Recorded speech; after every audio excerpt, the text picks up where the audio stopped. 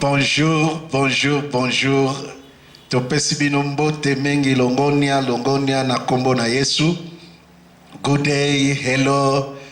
We have greeted you by the name of our Lord Jesus Christ. You are welcome. Soyez les bienvenus na katina émission na biso ya mokombo lelo. Oyo bino nyonso bozali kozela na kombo ya kiti ya bakonzi.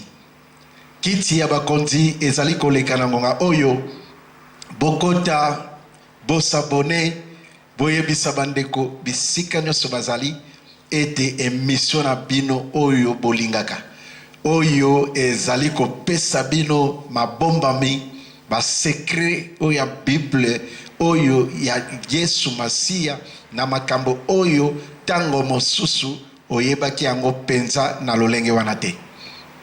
Yango wana na kosenga na bino ete oyo zali kolanda biso na ngonga oyo partager émission, partager vidéo, aimer la vidéo po ete nyonso ekoka kopanza sango na Yesu. Welcome, welcome. We welcome you because this is your show that you are waiting. You don't want to miss. And as well as you are watching us, share the video, share our channel, let everyone to subscribe to it. Even you, if it's the first time you're watching us, please subscribe. We thank you. Nazalinga mokote awa nazalina mosali na nzambe bomoni avandi pembe na ngai azali mosali na nzambe monene ndenge na momesano toyebisa kabino ete kiti ya bakonzi eyambaka bakonzi bakonzi oyo ya makambo etali molimo na nzambe bakonzi oyo na makambo etali liloba na Yesu po ete Bible elobi na biso tozali bakonzi po ete tozali bana ya bakonzi mwana ya mokonzi yango nani kolo na biso Yesu Masia. Bonjour pasteur. Bonjour journaliste. Bonjour, vraiment soyez les bienvenus na émission na biso mokoma lelo. Abonné ndeko na biso baza kotala biso bazali kozela bayoka yo tokopesa yo ngonga o s'introduire yo moko se présenter oyebisa bandeko kombo na yo oyebisa bandeko ozali nani po ete bandeko ba yeba yo. Merci beaucoup papa journaliste. Kombo na ngai ezali NZAMA GITAMBWE. Nazali moko na basali na kati na baumbu na nzambe évangéliste na kati na église ya EGC nde kosakula sango malamu ndenge Masia Yesu apesaki ndingisa na bayekoli na ye bokende kosakula sango malamu mokili mobimba oyo akoyoka pe akosalela akobika oyo akoboya koyoka akokweya yango biso totelemi mpona kosakula sango malamu mokolo mwa lelo. En tout cas, merci beaucoup mosali na nzambe. As he introduced himself, his name is Pastor Evangelist NZAMA GITAMBWE. He has been chosen. He has a call of God to spread the message of God, to feed the soul that has been lost throughout the whole world. That's what he actually presents himself to. Now we are going to get to the show because every one of you are waiting to hear what man of God will reveal to us today. Bino nyonso bozali kozela ete boyoka mosali na nzambe akoloba nini lelo akosola na biso nini lelo nde yango wana tokosenga na ye liambo tokota na muzindo ye ateya kasango malamu na eglise nini et puis tata na ye ya molimo azali nani. Merci beaucoup papa journaliste. Na ateya kasango malamu na kati na eglise EGCV Nouvelle Alliance na Cape Town ndenge tozali awa province tozali ezali Maitland. Okay, boyoki na malamu azali na kati ya mboka ya Afrique du Sud na ville ya Cape Town na siège paroisse ya Maitland. Awa ndenge tufandi awa. He is preaching the word of God in South Africa, in Cape Town City, in the headquarter parish of Maitland. Now we go to our details. Toleki na mituna na biso. Lelo tolingi toyeba mozindo ya likambo tobengi PAQUE. Tolingi to solola na mambo na Nzambe. A fait décrire biso. Po ete baike bazali na kati na mokili, basepelaka fete ya PAQUE, basepelaka PAQUE yango babengi PAQUE, tozali lo na PAQUE, tokomi na Pasika. Me bayebaka te tina ya PAQUE yango ezali nini. Lolenge nini ezali na PAQUE. Eske PAQUE yango ezala kaka moko? To PAQUE yango ezalaka mibale? To PAQUE yango ezalaka misato? Mine lelo toyoka mambo na Nzambe akoyebisa biso nini. Ndenge ovandi wana partager mission kobosana te osabone soki nano sabona te. We are going to discover what the meaning of Easter. What really Easter meaning. What the value of Easter. How many Easter we have?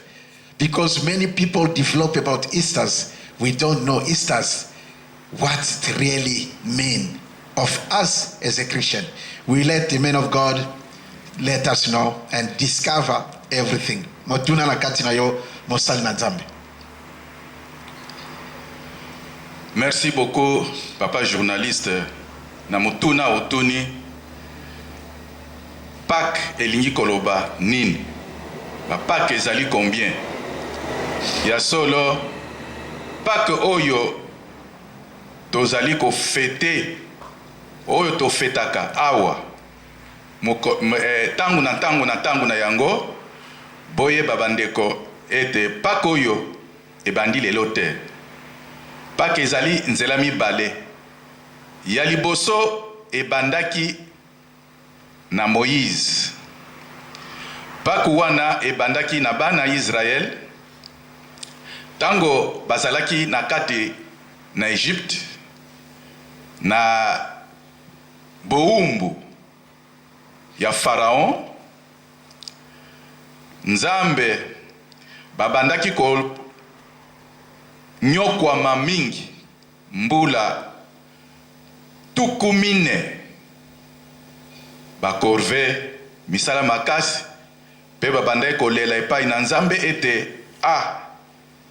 tata yao otiki biso wapi? Bileli na bango eyokanaki pe epai na Nzambe.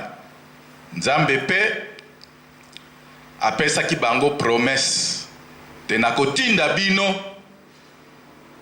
mosungi pe nakolongola bino na mboka oyo pe nakomema bino na mboka oyo miliki na mafuta ya nzoi ezali kochola lokola mai na ebale. Nako yebisa mosali na Nzambe mwa boke poto interpréter na bayoki lingala te. The man of God is saying that Easter it's in two different ways. The first Easter, it is from Moses. Moses was given a mission through the Almighty God to free the children of Israel from Egypt to the promised land. God promised to them, I will take you out of slavery and take you to the land. That land, it's the land that the milk and the honey runs like a running water, that you will never stay hunger. We go back to men of God to carry on. Tozongi lisusu pana Mosai na Nzambe a continuer place asugaki. PAQUE soki tolobi définition ya PAQUE na tango na kala ezali délivrance ya bana Israël na mpasi na boumbu oyo bazalaki na maboko na Pharaon na mboka Egypte. Ezali délivrance Nzambe akordaki bango pote alongola bango na mboka ya Egypte, amatisa bango na mboka elaka oyo touti koloba awa ndenge Nzambe alekisaki bango. Man of God is saying that the Easter, in proper way of saying it, in proper way of good understanding, it is a freedom, a deliverance through the children of Israel from the slavery to a freedom. So God did deliver them from Egypt to Israel. That is the main key of the Easters that Moses performed. Avu. Nzambe ayebisaki na Moïse mokolo oyo babimaki na kati na Egypte. Nzambe ayebisaki na Moïse loba na bana Israël na mabota nyonso, libota na libota bakamata meme, baboma meme, libota na libota bamoma meme wana, na meme wana bakoboma balia yango nyonso elala te. Makila ya meme wana nde bokotia yango liboso ya porte na lenton na libanda ya ndako. Tango tata Yawe maloba na ye akotinda mwanze pona koboma bana ya liboso ya Egypte, ba premier né na kati na Egypte, kobanda na mokonzi oyo afandi na kiti kino mutu azali na prison, akoboma bana ya liboso yonso na kati na Egypte. Tango bokotia makila wana, tango mwanzi akoleka akomona makila na liboso ya ndako, akoyeba ete oyo ezali ndako ya bana Israel, akokota na yango te. Pe akokota na bandako oyo ezali na makila te pona koboma bana nyonso ya liboso na kati na libota ya Egypte. Man of God developed again to say, there was a message of God saying to Moses, tell the children of Israel to kill a goat. That goat, they are going to eat that goat and don't leave any pieces of it. They must eat it all up. Every single house. While they kill the goat, they must take the blood of the goat and put it on top of the house door. Which is when I send the angel to wipe off or to kill every single firstborn of the children of Egypt, the angel, once he sees the blood on your door, the death will never come in your house. But once there is no blood in your door, the death will come in your house. Every firstborn of Israel, of Egypt, from the Pharaoh, the king, was killed in that message when the angel did pass to wipe off every single firstborn of Egypt. Continue, Monseigneur Nzambe. Tango Moïse ayambi message wana, amemaki yango epai ya bana ya Israel. Asangisaki bana Israel, ayebisaki message oyo. Moko na bana Israel, batosaki maloba wana, moko na libota bakamataki meme, pe babomaki meme wana. Basalaki pela moko, Nzambe ayebisaki na Moïse. Batiaki pe makila, liboso ya bandako pe baliaki, oyo nyonso etikalaki. Tango ekokaki na butu, mwanji na Nzambe alekaki na ndaku nyonso oyo ezalaki na makila na porte te, mwanzi akotaki abomaki mwana ya liboso na libota wana, atambolaki ndaku na ndaku na ndaku na Egypte, ti na ndaku ya mokonzi afandi na kati na kiti na bokonzi na ye, ti na muto oyo azalaki na prison, mwana na ye ya liboso na butu wana premier né abomamaki pona etinda wana Nzambe apesaki na mwanji na. When the children of Israel listen to Moses and obey what Moses says, they kill the goat and they take a blood and put on top of the house door.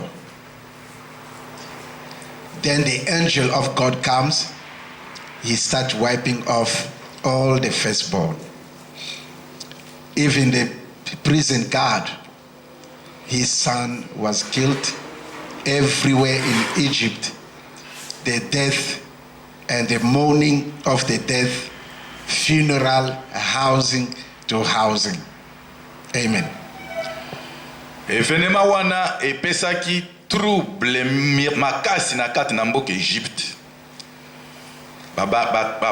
Babimaki na bandako na bango te kokende pai na mokonzi. Balobaki na mokonzi ete tolembi pona nini mokonzi na bilembo nyonso Nzambe abandaki kotinda Moïse pona koyebisa na Pharaon, mokonzi Pharaon ayisaki motema makasi. Pona elembo oyo ya suka batu peuple na ye nyonso babimaki balobi tolembi bimisa batu oyo babima bazonga esika Nzambe na bango azotinda bango bakende soki ko adore Nzambe na bango na lisobe. Tolembi bakoma kiti epai ya mokonzi Pharaon. After God has performed his promise to the children of Israel to wipe off every single firstborn, every citizen of Egypt, they were in anger. They walked up to the palace of the king to say, we are tired, we are really tired of these people. Let them go. Let them go to worship their God. Let them go to continue to obey their God. We don't want to be wiped off through their God.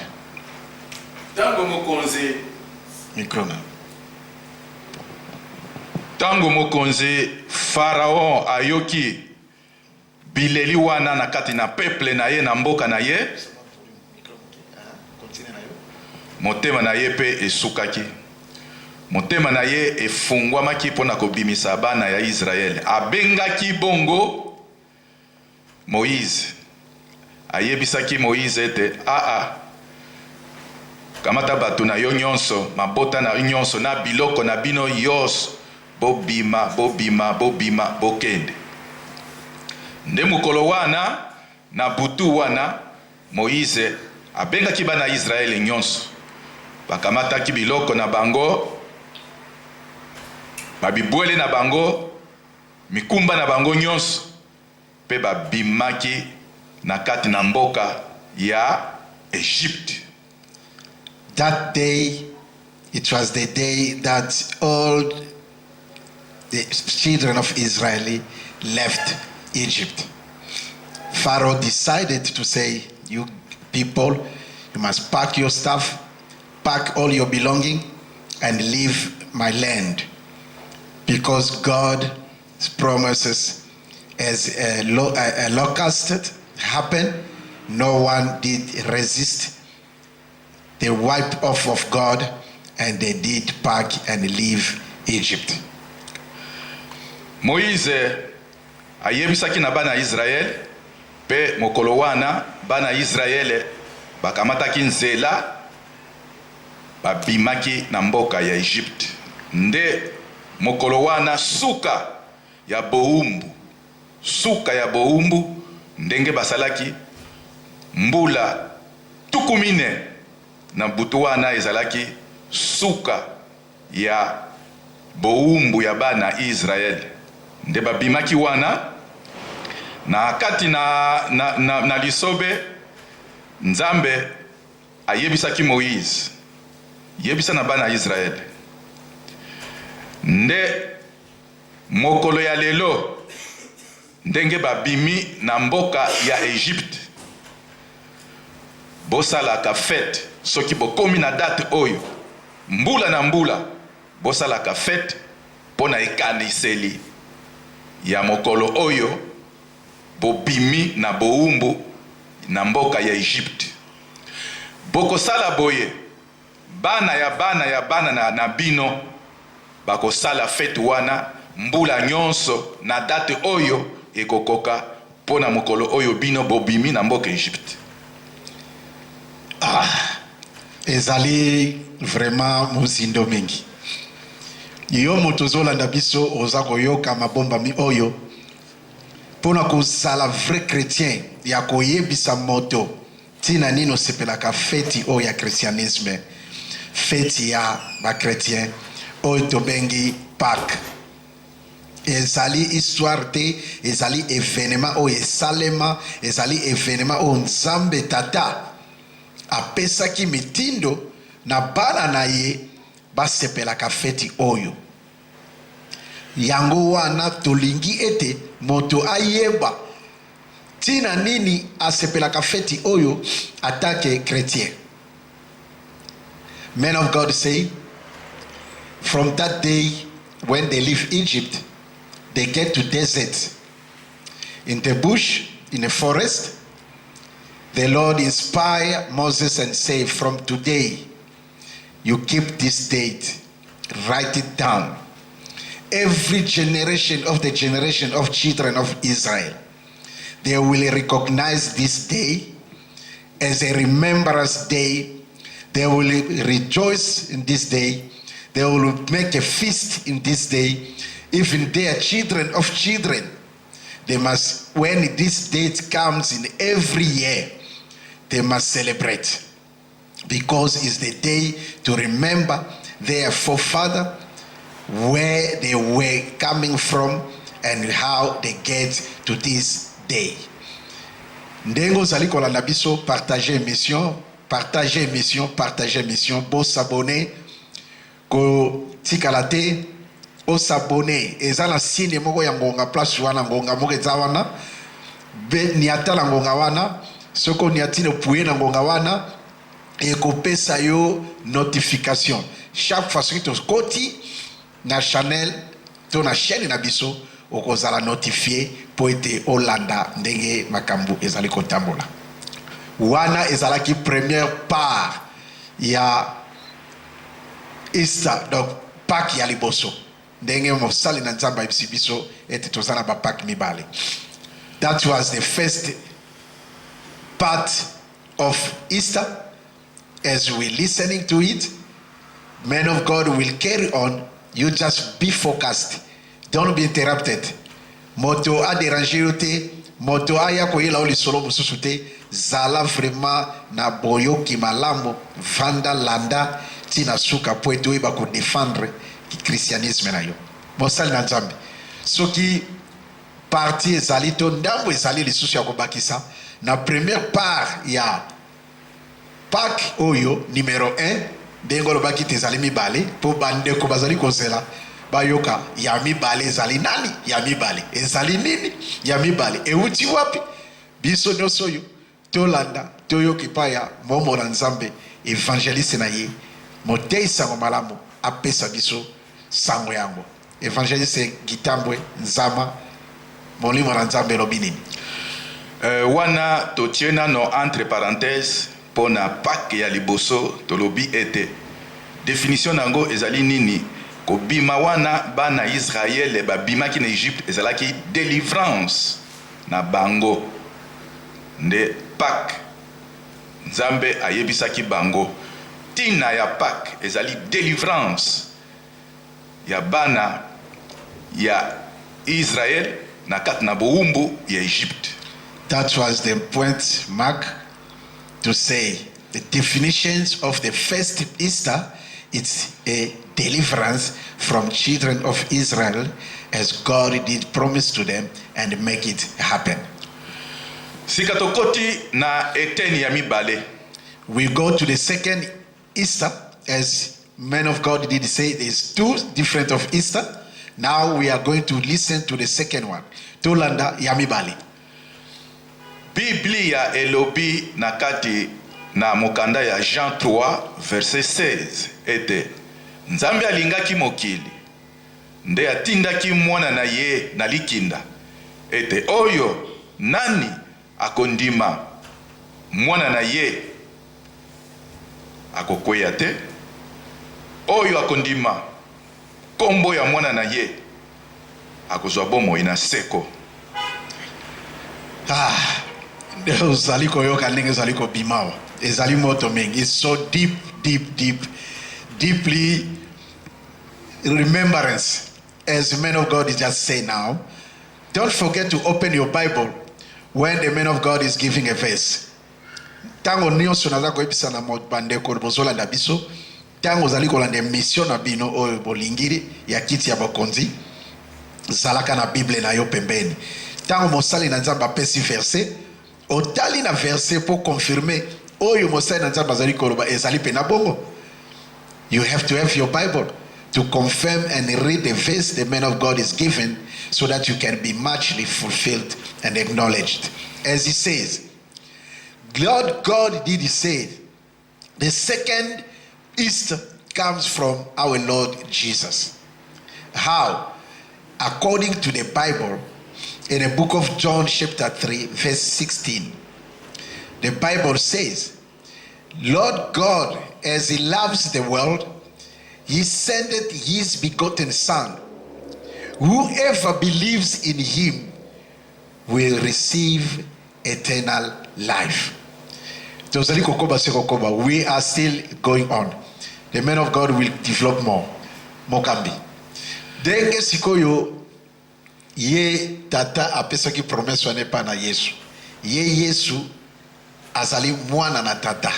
Ayepo na kobikisa biso. Ekomi susu ndenge nini ke PAQUE ekota na ye Yesu. Akota na makamba PAQUE. Potango makambo esalama Yesu azalaki te. Tango makambo esalama Yesu a experience yango te. Yesu amona takutu Moïse oyo te. Ayebi ekutu boete physiquement. Sikoyo ekomi ndenge nini ye Yesu akomi par ya kozala deuxième PAQUE. What I'm asking, men of God, is where Jesus Christ comes from into the Easters, because he was not there. That moment, Jesus was not yet born. Jesus was not part of the slavery of children of Israel in Egypt. How come Jesus became a second Easter? Let's listen to men of God so that he can develop it to us, because we need to know. Myself, I want to know deeply. Yesu akomi PAQUE ndenge nini toyoka amemoka. Yesu ndenge tata yawe atindaki ye awa na se, atunaki liboso kona likolo natinda nani na kati na mokili po ete akoka kokisa mission oyo ko délivrer milimo na bato na se moko te. Yesu nde atombolaki mungu pa tata na ye mpo na kondima ete tinda ngai nakende kuna na se. Firstly, God did ask in heaven, who am I going to send in a mission on earth? None of angels, none of the creature of God did accept such mission. But Jesus Christ did say, Father, send me to go to that mission on earth. Yesu andimaki pe ayaki awa na se. Andimaki Yesu apesi bomo ina ye po na kosomba. Apesi bomo ina ye po na kosomba, kolimbisa, po na kubikisa yo na ngai lelo. So Jesus did come on earth to give his life to save the world, to rescue the world from the slavery of devil, so that he can win the victory for your sake, to win you from devil's trap, devil's work, for you to gain your life and recognize your creator. Yesu andimaki amipesa mbeka na kati na mokili pwete mabe na yo na mabe na ngai. Yesu andimi amema yango, akumba yango ekoma ya ye, mpe ndenge andimaki amipesa mbeka po ayebaki lokola ye azalaki mwana na Nzambe, ayebaki na se makambo nini ekoleka na nzoto na ye, pe andimaki yango. Jesus Christ did accept the mission. He knew whatever is going to happen on earth, how they are going to treat him, whatever they're going to do to him in such mission that he did accept from God. He knew that I will go on earth, then I have to sacrifice my body, my life, for the sake of God's children. Whatever suffer, torture, anything will happen to me, I have to accept it for the sake of my Father's creatures, my Father's children. That is you and I. We are listening to this. Continue, man of God. Tango Yesu akomaki awa na se, akutaki batei ya sangu malamu, babandeko sakula sangu malamu. Akutaki deja basakula ka sangu malamu. Kasi sangu malamu oyo Yesu abandeko sakula ezalaki différent na sangu malamu oyo akutaki awa oyo bafalisai babandeko sakula. Sangu malamu ya Yesu ezalaki accompagné na misala. Sangu malamu tangu Yesu Masia abandeko sakula sangu malamu, Bible yebisi biso babeli babikaki, bakufi miso bamonaki, bakakatali batambolaki, bakufi basekwaki. Bozali kolanda deuxième Pâques eza très mozindo poete Yesu pe azali part ya Pâques, a joué rôle na kati ya Pâques. Tozali kokende, tozali kokoba but boza komi tout na ndenge bozali wana me ba développement oyo nyonso tu ememi biso what people Yesu akoma pe oyo ebengami Pâques. Mais ozala presete landa mosali na Nzambe oyeba place nini azokende kosuka po oyeba ete Jésus Christ de Nazareth azali pe Pâques ya mibale oyo na mission Nzambe apesaki na kati na. Follow and listen to men of God as he says that Jesus comes on earth in his mission.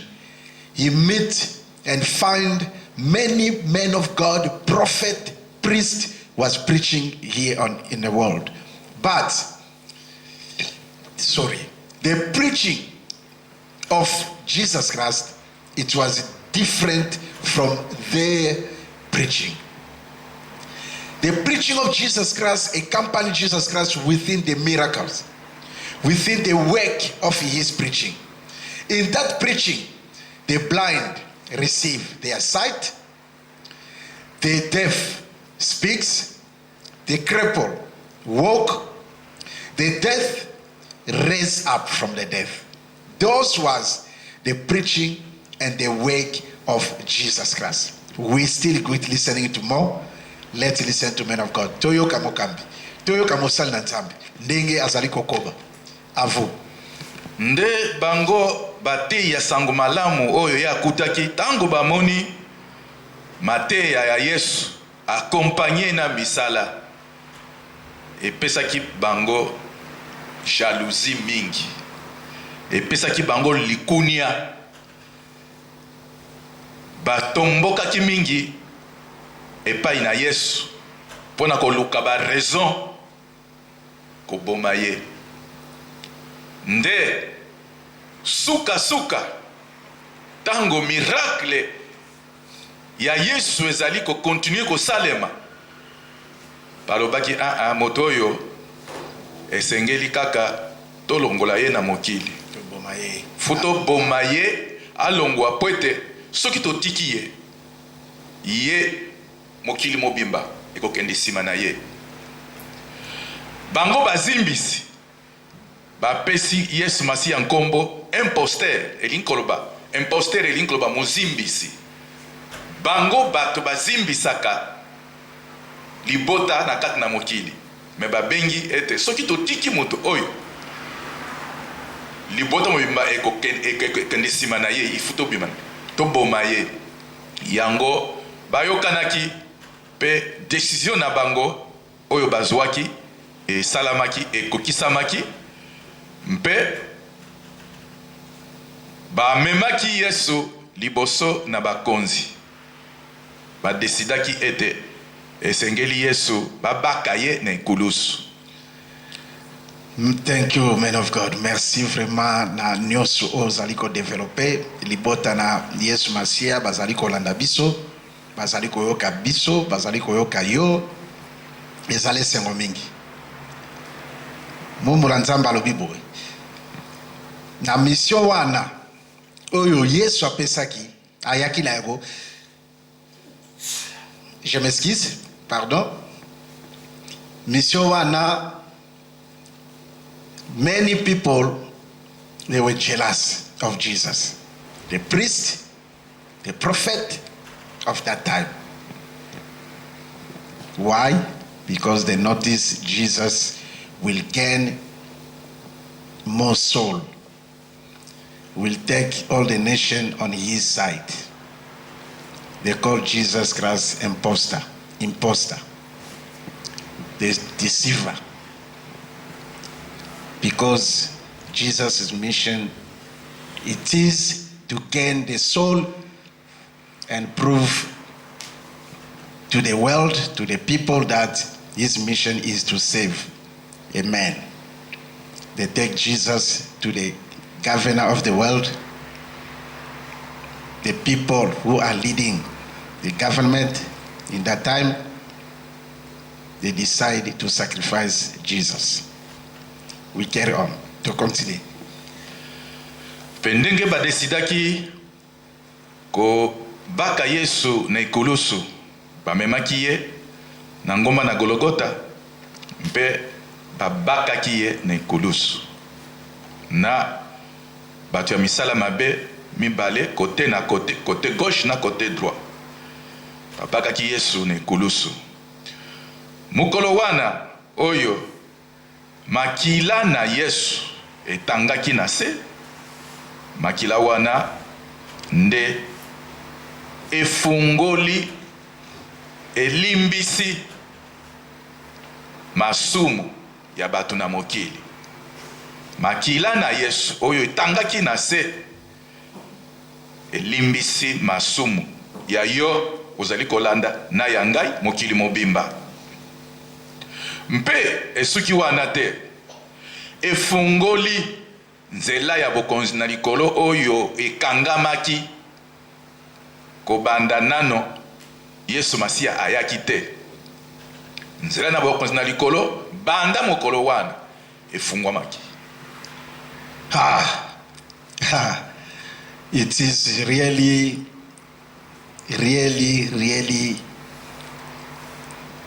nice to have such men of God to break us this kind of Easter, so that we know ezali sengo mingi koyoka mosali na Nzambe a développer a kata ba parti na beteni ya makambo oyo abimisi awa.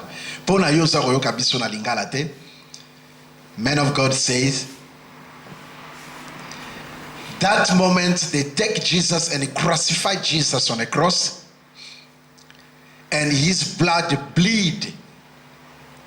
That was the moment that Jesus Christ rescue you. Because that blood come to the point to forgive you, to clean all your sins, to wipe away all your wrongdoing that God did point on you. And it never ended there. As well as you get the access to go to the kingdom of God. You have access, and I have access. Every one of us who believe in Jesus, we have access to reach to the kingdom of God because of that blood was bleeded on the cross. Banda mokolo wana nzela ya bokonzi na likolo na makila na Yesu efungwamaki mpo na muntu nyonso oyo andimi nkombo na Yesu Masiya. Ndenge boyoki na message oyo elobi na Jean 3:16 oyo akondima mwa ekte Yesu azali mwana na Nzambe akozwa bomoi na seko. Nde mokolo wana makila na Yesu etangaki na se efungolaki porte ya bokonzi na likolo pona muntu nyonso. That's how we have the access to go to the kingdom of God, as well as the Bible say in the book of John chapter 3 verse 16, that if you believe in Jesus, you have the access to the kingdom of God. That is the time we have this access, the freedom that Jesus given us spiritually. Men of God, nazali na motuna ya koloba boy. Tolandi ba development nyonso totali pengo ngana biso ekome na suka. Elingi koloba ete tangu Yesu aye asali mission na ye asopi makila a libere biso na boumbu na satana, a libere biso na bokonzi na satana, a komisi biso bana na Nzambe ya bopeto. Ndenge moko Moïse a libere ki bana Israel na boumbu ya Egypto, a koti bango na mboka na sika. Yesu koya na ye, aye asopi makila, a longoli biso na boumbu na satana, a komisi biso bana na Nzambe pe apesi biso bokonzi na Nzambe, apesi so nzela ya kokota na bokonzi na Nzambe. Yango wana nde elobeli biso ete Yesu Masiya pe azali Pâques ya mibale. That's why Jesus became a second Easter, because he freed us, he delivered us from the work of devil, from the curse of devil. He brought us through his blood a freedom to become a clean and have the access to the kingdom of God. Because of that, Jesus became a second Easter. Tolinga kitokoma na page wana oyo papa journaliste a koti na yango eza molimo na Nzambe elati. Ezalaki page tolinga kitokota na yango poto pesa différence na délivrance ya Moïse na délivrance oyo Yesu asali. Mais Mungu na Nzambe asia koti na kati na yango. Kasi boyeba boy Bible elobi ete Jésus-Christ azali Pâques. Jésus-Christ est notre Pâques immolé. Na banzi tokotanga nano esika wana oyo Bible na biso elobi na 1 Corinthiens 5.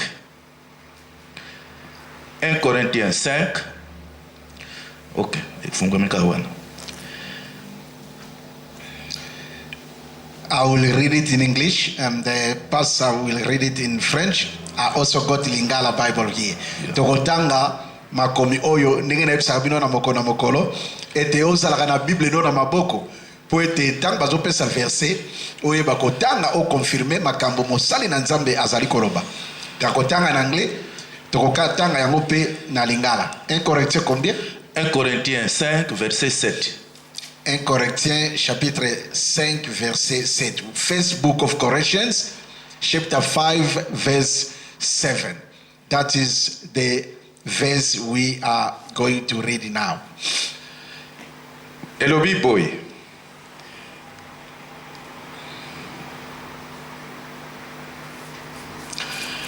Faites disparaître les vieux levains, afin que vous soyez une pâte nouvelle, puisque vous êtes sans levain. Car Christ, notre Pâque, a été immolé. Na lingala elobi boy, in lingala. 1 Corinthiens chapitre 5 verset 7. Mokanda ya yambo ya bakoliti likabo ya mitano eten ya motoba. Makomi wa santo elobi boy. Bible elobi boy. Bobimbisa mfulu na kala eti bozala kwanga na sika oyo ezangi fulu. Pela moko pe ezali bino. Po ete Masia alekeli na biso esili kotombwa mbeka. Po ete Masia elekeli na biso.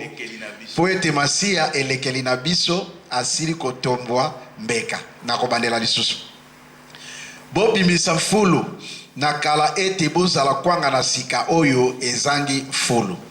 Pela moko pe ezali bino. Po ete Masia elekeli na biso asili kotombwa mbeka. Na anglais.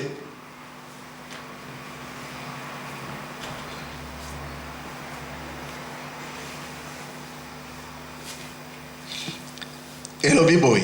First book of Corinthians chapter 5 verse 7. You must remove the old yeast of sin so that you will be entirely pure.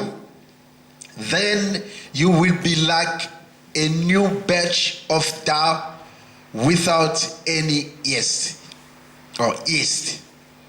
As indeed I know you actually are. For our Passover festival is ready now that Christ, our Passover lamb, has been sacrificed.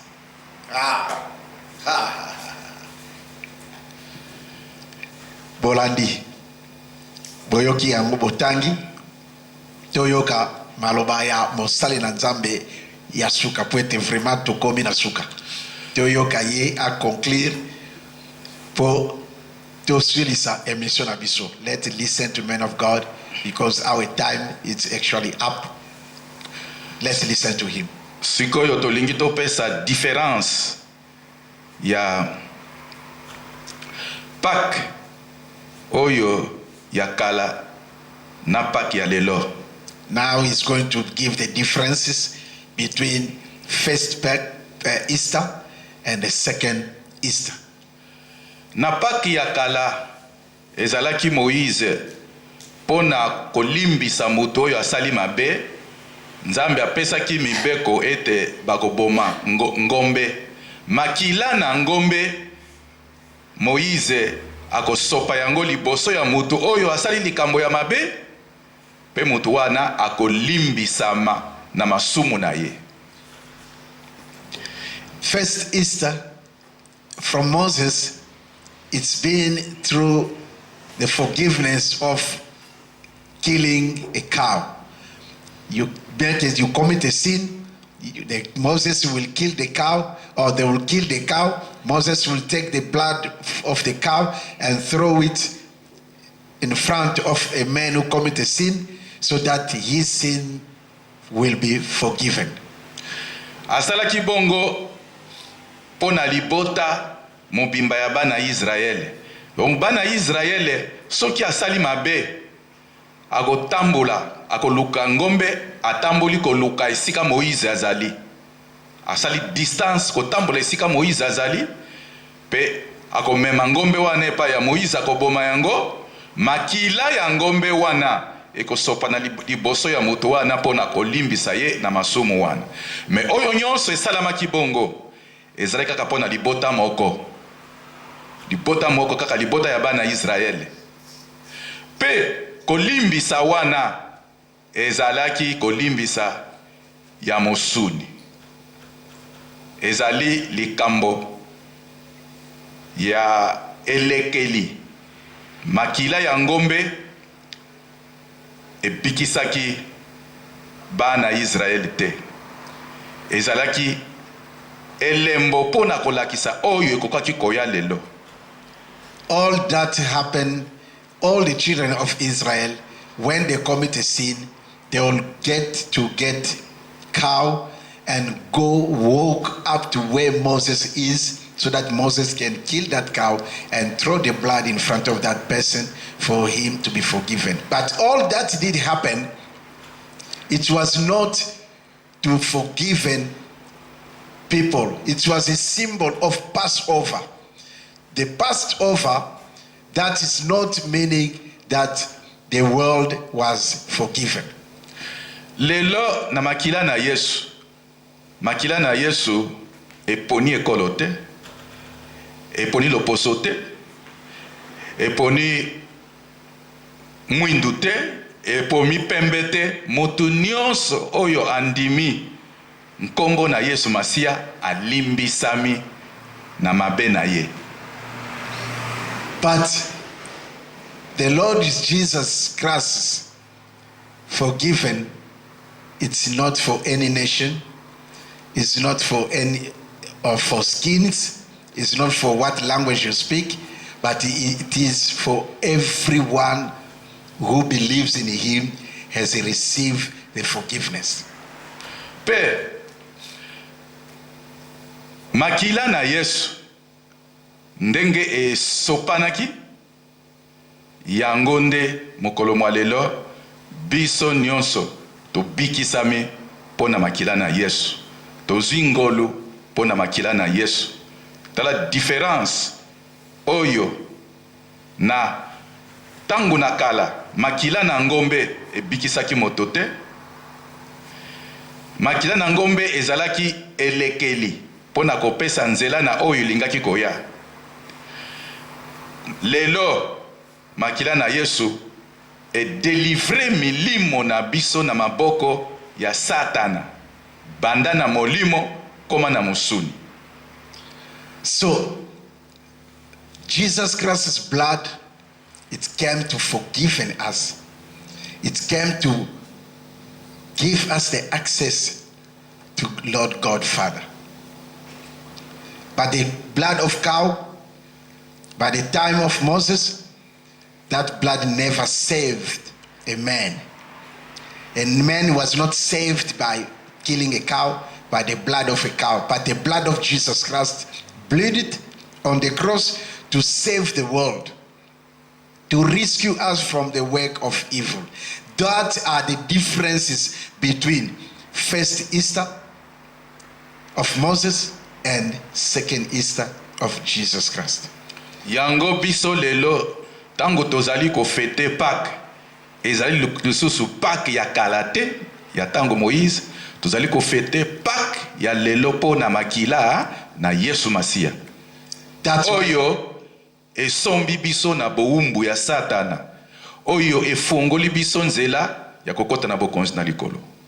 That's why as we celebrate the Easter of Jesus Christ, we don't celebrate the Easter of Moses or the children of Israel leaving Egypt to the promised land, but we are celebrating the Easter of the Lord Jesus Christ by bringing us out of devil's slavery, rescuing our souls, taking over from devil to save us from the work of devil. That is the Easter we, a Christian, are celebrating today. That's the Easter that we are enjoying as a children of God. Lelo tokomi bansomi, sadi tozwi indépendance na kat na molimo.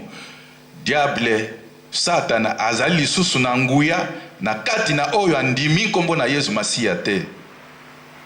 Today we receive independence from devil, and then devil has no more authority or power to a child of God or to the one who believe in Jesus. Merci beaucoup mon Nzambe ngonga ekei mosika na kosenga na yo ete o pesa bandeko lilobano ya suka nini oyo okosema nini oyo koyebisa na oyo ayebi tina ya pakite oyo alingi ete ayeba pak elobaka nini oyo mbalane ya liboso azali koyoka bandimbola oyo obimisi pona makambo etali pak. Man of God must give us the last word so that we can close our show, to tell us or to tell the others who didn't know about the Easter, to let them know what is his suggestion. Oyo nini yo kanisi pona bai o bazali kolanda biso mokolo malelo liloba nayo ya suka baye nyonso bazali kolanda na ngonga oyo liloba ya suka ezali boye yo oyo ondimi nkombo na Yesu Masia zala na esengo sepela bokonzi na likolo ezali pona yo esengo monene pona kombo oyo oyambi yango epesi yo bokonzi epesi yo indépendance efongoli yo nzela ya bokonzi na likolo kangama na liloba na Nzambe kangama kolanda Yesu ezala bandeko mosusu nano bayambi nkombo na Yesu Masia te boluka moyen ya kolongwa na kati na boloko bondimela nkombo na Yesu po ete bozwa nzela ya kokota na bokonzi na likolo. En tout cas tokumisi Yesu Masia mengi na oyo nyonso alobi na kati a travers mosali na ye. We glorify our Lord Jesus Christ for every single details that he inspired to his servant, as he say his last word. You as a child of God, believe in Jesus, celebrate, be proud of being a child of God by believing and accepting Jesus as your Savior. You the one that you don't or ever accept Jesus in your life, decide to be free from the prison of devil, to be free from the work of evil, to receive independence and freedom by the name of our Lord Jesus. Mungu na Nzambe, man of God, na kosenga na yo prière ya suka opesa biso prière na bay oyo bazali kolanda wana bayamba deliverance na bango na mokolo oyo ya Pâques oyo bayebaki koyamba yango te bayamba yango à travers prière na yo tozali vraiment na ngonga lisusu te ata 2 minutes ya prière na 2 minutes wana osengela bay oyo balandi biso na bay oyo bakolanda biso ete Nzambe asaela bango na Pâques oyo bazali ko célébrer na indépendance pe délivrance oyo makila na Yesu esali na kati na bomoi na biso. Tosambela na kombo na Yesu Masia nazali kobimisa yo moloki satan molimo mabe uyangi miango mpona kotungisa bana na Nzambe te balanda liloba na Nzambe te wokolonga te na kobimisa yo na kombo na Yesu Masia bima bima bima kime na kombo na Yesu. Nzambe tata mokonzi okumba maposa nzulama matondi mingi pa na tata na kombo na mwana na yo Yesu nasengi ete ngolu na Nzambe esunga baye nyonso balandi mokolo mwa lelo tina na pashika ezala ya liboso ezala oyo ya mibale tata na ndola mokonzi na nkembo kota kati na mitema ya bana na yo sunga bango ete bazala na mpiko molende ya kolanda liloba na Nzambe. Amen. Na ntina ete toyebi ozali penepene pona kozonga. Hallelujah. Okuta moko na kati na matambe na yo. Amen. Mpiko wane ko utepai na yo tata kotsa na kati na bana na yo. Thank you, Jesus. Moko akuya na kati na liloba soki mokete. Glory be to your name. Tosengi epai na yo na ngolu na yo monene. Amen. Telemisa mabota na yo. Baye nyonso nano bandimi nkombo na Yesu Masia te kota na mitema na bango fungula mitema na bango baluka esika ngonga na yo ezali kobetama babelema koyamba nkombo na Yesu ete bayamba nkombo na Yesu pona lobiko ya milimo na bango. Na nkombo na Yesu Masia tolobi ete amen. Amen. En tout cas, bolandi boya yambi prière wana ayeba ete asili ko yamba deliverance na bomoi na ye makila na Yesu esikoli yo na kati na bokonzi na ye mabe demo. To pesi bino longo na mingi soki nano osabonete o s'abonner na chaîne na biso o partager chaîne na biso yebisa bandeko o etali chaîne na biso Eva Serge TV akota a s'abonner po ete ayeba kolanda ba secret oyo Yesu abelemi na yango. If you never been subscribed yet, please subscribe, share the video, share the channel for God to fulfill everything that He has promised. Men of God, Nzambe na lola akumisama akambayo mokolo na mokolo nenga salelio lelo ete ezala mbala liboso te pe ya suka te po ete bai baza kolanda biso po kozala susu na posa na yo. Longoni ya mingi na bai bozali kolanda biso Nzamba pambola mabota nyonso akokisela bino bosengi kati na ye. May God bless you wherever you are in Jesus Christ's name. Amen.